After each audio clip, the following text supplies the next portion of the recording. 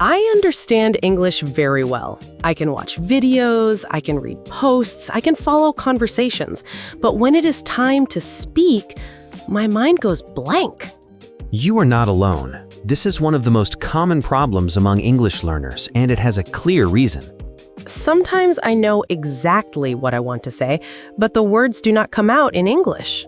That happens because understanding and speaking are two different skills. But I have been listening to English for a long time, so why can I not speak it? Because listening trains your brain to recognize English, but speaking trains your mouth and confidence. So are you saying that understanding English is not enough? Yes, understanding is a great step, but speaking only improves when you actually speak. I feel scared of making mistakes and people laughing at my English. Fear is the biggest reason your English stays inside your head. I wait until I can speak perfect English, then I will start speaking. That day never comes, because perfection is not the starting point, practice is. When I try to speak, I start translating in my mind. Translation slows you down and creates pressure. Then what should I do instead? Start thinking in simple English, not full sentences, just small ideas. But my English sentences are very basic. Basic English spoken confidently is better than advanced English spoken silently. I also forget words while speaking. Forgetting words is normal. Even fluent speakers forget words. When I forget a word, I stop speaking. Instead of stopping, explain the idea in another way. I feel my confidence is very low. Confidence comes after speaking, not before speaking. So I should speak even if my English is wrong? Yes, because mistakes are proof that you are learning. How can I start practicing speaking daily? Talk to yourself, describe your day, record your voice, and speak out loud. What if people judge my English? Most people do not judge, and even if they do, it does not stop your progress. I understand now. My problem is not English, my problem is fear. Exactly, and fear disappears when English becomes familiar. So speaking daily is the key. Yes, small daily speaking creates big confidence. This makes me feel hopeful. And this is only part one, the beginning of your speaking journey. In part one, I realized that my biggest problem was not understanding English. It was the fear of speaking it. And now in part two, we will talk about how to slowly remove that fear step by step. Sometimes I feel confident alone, but when someone listens to me, my voice changes. That happens because you are afraid of being judged. Yes, I feel people are checking my grammar and mistakes. Most people are not listening to your grammar, they are listening to your message. I also feel pressure to reply quickly. You do not need to reply fast, you need to reply clearly. But when I take time, I feel awkward. Pausing is natural. Even native speakers pause while thinking. When I pause, I think people will lose interest. Calm pauses actually make you sound thoughtful, not weak. I also struggle to start conversations. Starting simple is the secret. Like what kind of simple start?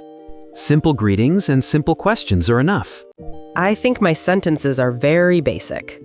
Basic English spoken confidently is better than advanced English spoken silently. I also forget words while speaking. Forgetting words is normal. Even fluent speakers forget words. When I forget a word, I stop speaking. Instead of stopping, explain the idea in another way. I feel my confidence is very low. Confidence comes after speaking, not before speaking. So I should speak even if my English is wrong? Yes, because mistakes are proof that you are learning. How can I start practicing speaking daily? Talk to yourself, describe your day, record your voice, and speak out loud. What if people judge my English? Most people are not listening to your grammar, they are listening to your message. I also feel pressure to reply quickly. You do not need to reply fast, you need to reply clearly. But when I take time, I feel awkward. Pausing is natural. Even native speakers pause while thinking.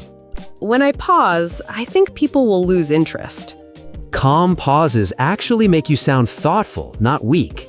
I also struggle to start conversations. Starting simple is the secret. Like, what kind of simple start? Simple greetings and simple questions are enough. I think my sentences are too short. Short sentences are clear, and clarity builds confidence. I always compare my English with fluent speakers. Comparison kills confidence and slows learning. But they sound so natural. They sound natural because they practiced speaking for years. I want to sound natural too. Then you must allow yourself to sound unnatural first. That feels uncomfortable. Growth always feels uncomfortable in the beginning. Sometimes I know the sentence, but my mouth does not move. That means your speaking muscles need training. How do I train them? Speak out loud every day, even when you are alone. Even alone speaking helps? Yes, your brain does not know the difference. I never thought of it that way. That is why daily practice changes everything. So confidence is not magic. Confidence is the result of repeated action. I feel more relaxed hearing this. Relaxation is the first sign of progress. So, part 2 is about removing pressure. Exactly.